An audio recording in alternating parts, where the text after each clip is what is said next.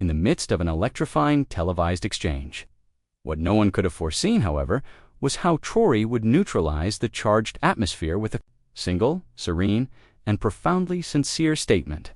Piers found himself momentarily devoid of words, while viewers around the globe were unexpectedly overcome with emotion, moved to tears by the unvarnished truth and dignity of his pronouncement. An audible energy filled the studio. At his desk, Piers Morgan shuffled his papers, a familiar expression of combative readiness etched onto his features. His guest for the evening was Ibrahim Traoré, the youthful and resolute transitional president of Burkina Faso, who flourished in contentious environments. This was never intended to be a cordial exchange. The crimson lights of the cameras glowed to life. A producer's voice initiated the final countdown. 3, 2, 1. Tonight, Piers launched in, his tone incisive. We are joined by an individual who has polarized global opinion. To some, he is a champion of the people. To others, a reckless provocateur. President Ibrahim Traoré, welcome. Traoré offered a gentle nod, his demeanor possessed of the same tranquility that proved more disconcerting to his adversaries than any display of fury could. Without a moment's hesitation, Piers pressed forward. You've enacted policies that have resulted in the loss of life. Critics contend you are courting disaster. Do you harbor no sense of culpability, or are you merely adept at concealing it? A palpable tension descended upon the studio. Traoré remained composed. His gaze met Piers's directly as he posed a simple question in return. You wish to know the truth. The sheer gravity of that quiet inquiry caused even Piers to stumble. All across the world, people watching from their homes drew nearer to their screens. An unspoken promise in Traoré's eyes hinted at a revelation for which nobody was truly prepared. An interval of profound quietness expanded, feeling far longer than mere seconds. Piers cleared his throat, attempting to reclaim his command of the situation. Yes, he asserted at last, his tone a shade too defensive. I do wish to know. Do not try to tell me you are a man with no regrets, Mr. President. Every person has them. Traoré folded his hands on the desk, his eyes never leaving Piers. He let out a slow, deliberate breath. My source of sorrow, he commenced, is not the one you anticipate. His words, though softly spoken, seemed to slice through the studio's atmosphere with the sharpness of a razor. Piers arched his eyebrows, a silent challenge for him to proceed. Globally, audiences were riveted to their devices, sensing the escalating strain. Traoré's expression transformed, showing neither anger nor coldness, but something profoundly human. My sorrow, he reiterated, his voice fracturing almost imperceptibly, stems from the children who still gaze upon me with eyes that accuse me of failing to shield them. The entire studio fell into a hush. The subsequent inquiry Piers had prepared died on his lips. On social media platforms, fragments of the exchange were already beginning to circulate. Children who look at me as though I've failed them. For the first time that evening, the hardness in Piers's features seemed to dissolve, and Traoré himself appeared on the verge of tears. The next question never materialized. Instead, Piers set down his pen and leaned back slightly, as if uncertain of his next move, but Traoré continued to speak. His voice was low, yet his words resonated throughout the silent studio. I see their faces in my sleep, he confessed. In the refugee encampments, on the avenues scarred by conflict, young ones with vacant eyes asking why we permitted this to befall them, and I lack an adequate answer for them, not one that suffices, not yet. A profound stillness enveloped the room. Even the production crew at the periphery ceased their movements. The typical aggressive energy that defined Piers was extinguished. In its place, he looked at Traoré as if truly seeing the man for the first time. How? Piers finally managed to whisper. How do you bear that weight? Traoré shut his eyes for a brief moment. When he opened them again, they were moist but unwavering. Because, he stated, if I do not bear it, who else will? Candace Owens, who was seated off-camera as a guest commentator, was captured in a close-up shot. She bit her lip, patently struggling to contain her emotions. It was the first instance many viewers had ever seen her in such a vulnerable state. She breathed into her microphone, the words barely registering, I have never heard anything like this. Millions of people watching felt an identical sentiment. The inquiries grew more severe. Piers was back in his familiar territory now, leaning forward and gesticulating emphatically as he spoke. "You speak of sacrifice, Mr. Traoré," Piers declared, his voice escalating. "Yet Burkina Faso's economy is in dire straits. You have outlawed the presence of foreign military forces. You have severed relationships with influential allies. There are those who say you have condemned your own people simply to assert a principle. Is this born of genuine concern for your populace, or is it a matter of personal pride?" The studio audience began to stir with discomfort. Even Traoré's interpreter appeared strained. Yet Traoré did not so much as blink. He held Piers's gaze, as serene as a lake at sunrise. For a long moment, it seemed he might not deign to answer. Then, very softly, he asked, "Do you believe I can sleep through the sound of children crying?" The sentence landed with the weight of a physical blow. Piers froze, his breath caught in his chest. The impact was felt even by those watching at home. The ensuing quiet was immense. Traoré subtly adjusted his jacket, as if steeling himself for what was to come. The tension in the room had become almost unbearable. This had ceased to be a mere interview. It had transformed into an event from which no one could turn away. The camera zoomed in, framing his face as he went on, his voice remaining low but firm. "One morning, I was standing outside the ruins of a school that had been burned," Traoré began. "I saw a young girl, no older than 6. She was tightly holding the hand of her brother. He had already passed, but she was not yet aware of it. She just kept repeating, 'He is only sleeping. He is only sleeping.'" He took a momentary pause. The studio was utterly still. "She looked up at me," he continued, his own eyes now glistening with moisture, "and she asked if I had the power to wake him. And I did not, I could not." A soft, collective gasp was heard from the audience. Even Piers did not dare to interrupt. "The memory of her gaze is something I bear with me constantly," Traoré said. "I bear the gaze of every child who has pleaded with me to mend something that is, for now, beyond my power to mend, and that is the reason I persist in this fight. It is not driven by ego, but by the conviction that I must never again witness another little girl imploring me to awaken her deceased brother." Piers's expression softened discernible. His pen lay inert on the desk. No one, least of all him, had anticipated this turn. For perhaps the first time in his professional life, Piers Morgan was at a loss for words. The retort he might have formed was caught in his throat. He glanced at Traoré, now seemed insignificant and trivial. The cameras continued to roll as Ibrahim Traoré simply sat there, his gaze resolute, his hands clasped, waiting. The audience erupted, not with applause, but with a wave of silent weeping. People dabbed at their eyes with tissues, their gazes fixed on the scene. Across social media, clips of that single haunting question, "Do you believe I can sleep through the sound of children crying?" were already achieving viral status.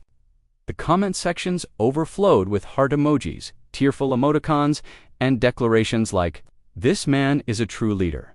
I was unaware of his story until now, and I cannot stop crying." Even Piers, a man who prided himself on his composure, had to clear his throat before he could speak again. When he did, his voice was noticeably softer. "How do you continue," he asked, "when the burden of it all must feel insurmountable?" Traoré simply looked at him, a faint, weary smile, gracing his lips, and his next words would leave every person watching completely shattered. The question Piers posed next was sharp. Why not relinquish your position? If the price is so immense, why subject yourself and your people to all this suffering? The query lingered in the air. The cameras focused on Traoré. He remained silent for such a long period that the audience began to shift uneasily in their seats. Even Piers started to frown, as if he expected Traoré to evade or sidestep the question. Finally, Traoré let out a breath and stated quietly, "Because my people were never given the choice to step aside." The room became static. "When armed, militants invaded their dwellings," he continued. "They were not offered a choice. When their crops were set ablaze, they were not offered a choice. When their children went hungry, they were not offered a choice. Why, then, should I be afforded one?" A murmur rippled through the audience. A woman in the front row brought a hand to her mouth, her shoulders shaking with sobs. Even Piers was silent at first. The tranquility of Traoré's voice somehow amplified. The gravity of his words, the studio lights seemed to grow dimmer. The only sound was the soft sound of breathing, while in homes everywhere. People began to reach for tissues. As the cameras continued to film, Traoré reached into his breast pocket. He retrieved a creased, folded document. This, he announced, holding it for all to see, is the reason I do not surrender. The audience leaned forward. Piers leaned forward. It is from a mother, Traoré clarified. A woman I encountered last month, whose son had been killed while defending his village. She presented me with this letter. He unfolded it with meticulous care, his hands steady despite the emotional weight of his words. She wrote, he began, reading the words aloud, President Traoré, if you must fall, fall forward so that even in your descent, we will know someone was fighting on our behalf. He paused, looking down at the paper. Then he looked directly at Piers, his voice barely a whisper. How can I face the memory of her son and explain that I gave up? Piers swallowed with difficulty, his pen slipping from his grasp and clattering onto the desk. For the first time in his career, his sharp, pugnacious facade crumbled entirely. At home, countless viewers were wiping away tears. The online comments cascaded in, I have never cried during an interview before. He is speaking for all of us. Piers cleared his throat, but his voice still cracked. You speak of children, he said, fighting to retain his professional bearing, and mothers and sacrifices. But what of you, Mr. Traoré? What have you personally sacrificed? The question appeared to take even Traoré by surprise for a second. His gaze fell to the floor, and when he lifted it again, a definitive shift had occurred in his expression. I have sacrificed myself, he said with stark simplicity. The words landed with the force of a blow. The moments I share with my family are few and far between, he explained. My own mother lives in constant fear for my safety. I have lost dear friends, I have lost countless nights of sleep, and there are times I fear I have even lost touch with who I am. The tears were now glistening in his eyes, yet he did not avert his gaze. The studio audience held its collective breath. Piers leaned back in his chair, visibly unsettled. His lips trembled as he whispered, almost to himself, I've never heard this before. Those 6 words reverberated through the studio, like a tolling bell. Even the producers behind the cameras were motionless, and millions of viewers across the globe felt their hearts break open. The cameras kept filming, but activity in the studio had ceased.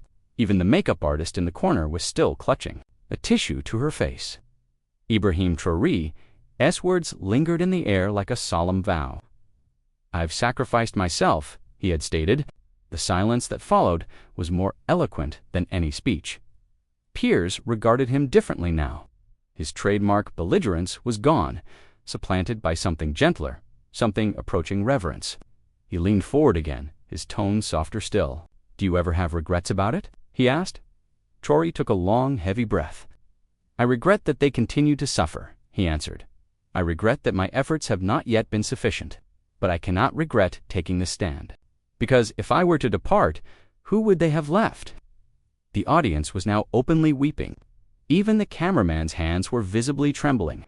In a career-defining moment, Piers did not interrupt, and in their homes, millions of viewers clutched their chests, understanding that they were witnesses to something far more profound than politics. From the back of the studio, a voice loud enough to be heard whispered, He is telling the truth. It was unclear who had spoken. Mattered? That single, quiet declaration seemed to breach a dam of restrained emotion. The audience began to murmur in assent, many nodding through their tears.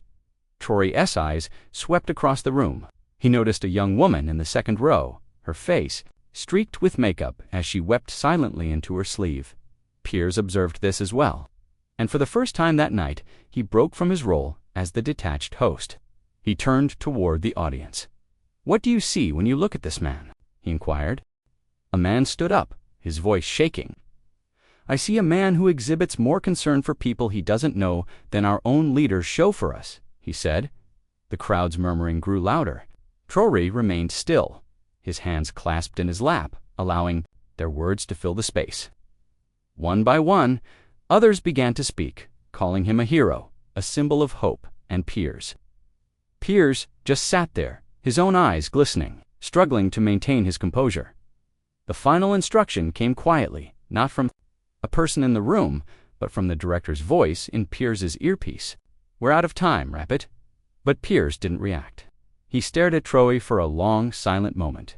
Then he posed one last question. "What would you say if you knew the entire world was listening at this very moment?" The audience held its breath. The camera tightened its focus on Traoré's face. He looked directly into the lens and spoke, his voice calm, sincere, and resolute. "The people whom you disregard today will be the ones to bury your children tomorrow. Therefore, choose love, choose them, choose humanity before it is too late." The room was utterly silent. You could have heard a pin drop. Piers blinked rapidly, but no words would come. His throat had constricted. He simply nodded, slowly, as if in concession, profoundly moved. Within minutes, the clip began to proliferate across the internet. By the end of the night, it was omnipresent. The sentence that shook the world, the headlines proclaimed. At home, people rewatched the segment through tears, aware that they had just been party to a historic moment, and they found themselves unable to look away as the studio lights faded. The show concluded. But beyond its walls, the world was igniting. Clips of Ibrahim Traoré's calm, penetrating words inundated social media. On Twitter, Facebook, and Instagram, hashtags like #TruthOverPolitics and Traoré Speaks soared to the top of trending lists. People from every continent shared his message. "The people whom you disregard today will be the ones to bury your children tomorrow. Therefore, choose love, choose them, choose humanity before it is too late." Piers remained in the empty studio. Still processing the event, the man who typically eviscerated his guests had been left with nothing to say. He simply sat in his chair, staring at his own hands. Producers bustled around him, their phones ringing off the hook. The audience filed out in a somber, reflective silence. Meanwhile, Traoré departed quietly through a rear exit into the cool London night. On the street, strangers began to recognize him. One woman grasped his hand and whispered, "Thank you. I will never forget this night." He offered only a gentle smile and continued on his way. But inwardly, he was beginning to grasp that he had ignited a spark far greater than himself. That same evening, back in Burkina Faso, a current of elation and dignity coursed through the streets. Families gathered around radios and televisions, replaying clips of their president's words. People wept without shame, embracing one another. Children ran through the streets chanting his name. "He spoke for us," they shouted. "He told them our truth." In her home in Ouagadougou, Traoré's mother watched the clip on a small television. Tears traced silent paths down her cheeks as she whispered a prayer for him. She picked up her phone and composed a brief message. "My son, you have carried our suffering into the light. Remain strong. We are with you in his London hotel room." Traoré read her text in solitude. For the first time all day, his composed facade fractured. He pressed his forehead against his hands and allowed himself to cry quietly for all the people he had not yet been able to save. For all the mothers still awaiting their son's return, for all the children who would sleep hungry that night. For a fleeting moment, he wondered if it had been enough. But then he rose, dried his eyes, and composed himself. Tomorrow, the world would still be watching. The following morning, Ibrahim Traoré was dressed and preparing to depart his hotel when his phone rang. It was Piers Morgan. His voice was different, now more subdued. "Ibrahim," he began with some awkwardness. I simply wanted to express my gratitude." A long pause followed. "You weren't just speaking to me last night," Piers went on, his voice cracking slightly. "You were speaking to everyone, and I would be honored if you would return. I believe there is more. The world needs to hear from you." Traoré was quiet for a moment before he answered. "Thank you, Piers," he said gently. "I will return, but on the condition that you are prepared to listen, not merely to interrogate." The line was silent, but Piers eventually replied, "I am ready." When Traoré ended the call, he stood by the hotel window, looking out at the teeming city below. Despite the overcast sky, the streets were vibrant with life. People hurried along, children laughed, and strangers moved past one another in the endless urban dance. And for the first time in a great while, he felt a sense of hope, not for himself, but for all of them. The next evening, Traoré came back to the studio for a follow-up appearance. A crowd had already formed outside, waiting. In the rain for a chance to see him, some carried signs. "You speak for us, truth still matters." "Thank you, Ibrahim." Piers met him at the entrance, this time not as an adversary, but almost as an ally. His eyes seemed weary, but they held a new softness. As they walked down the corridor toward the studio, Traoré took in the cameras, the lights, the expectant audience. He understood the significance of what he was about to say, not just for this night, but for the future. He paused at the doorway and took a deep breath. In his mind's eye, he saw the faces of his people. Farmers tilling arid land, children with large, hungry eyes, mothers holding their breath for news of their sons at war. When the door swung open and he stepped once more under the brilliant lights, the room fell silent. This was no longer an interview, it was a moment of reckoning. The segment commenced. Piers leaned forward, his voice tinged with a slight tremor. "You spoke last time about humanity. But explain to me, Mr. Traoré, why does it matter if the world listens? People are resistant to change." A long, weighty silence filled the studio. The audience waited. Traoré's hands were resting peacefully in his lap. He did not seem rushed. At last he looked straight at Piers and spoke. His voice was soft. "Because even if they do not change," he said, "you can." Piers froze, his mouth slightly agape. The words penetrated the silence like stones sinking into a deep well. In the audience, someone gasped. A young woman dabbed a tear from her cheek. Traoré continued, "Change does not begin with the world. It begins with a single person, one heart at a time." The quiet that ensued was profound. Piers lowered his gaze, speechless, and all across the globe, millions of viewers in their homes in their kitchens on their phones. In their living rooms sat with tears streaming down their faces, their hands pressed to their chests. In that one instant, politics dissolved. Humanity was laid bare. When the cameras finally stopped rolling, the applause did not. The audience rose to its feet, many were crying, some reached out simply to shake his hand. Piers approached him, his own voice breaking. "Thank you, Ibrahim. I will never forget this." Traoré offered a faint smile. "This is not about me, Piers," he replied. "It is about what you choose to do next." That night, as he departed the studio, the rain had ceased. The air felt washed clean. The same crowd was still there, waiting, and they cheered as he emerged. Traoré waved to them, his heart full. He knew he could not mend the world in a day or a week, but he had sown a seed one that might just take root, even in the most unforgiving soil. And perhaps, just perhaps, the world was finally ready to help it grow. If this narrative resonated with you, touched your spirit, or even brought a tear to your eye, please consider clicking the like button, subscribing to the channel, and sharing your thoughts in the comments about the moment that affected you the most. Let us share this instance of profound humanity and continue this vital conversation. Truth over politics.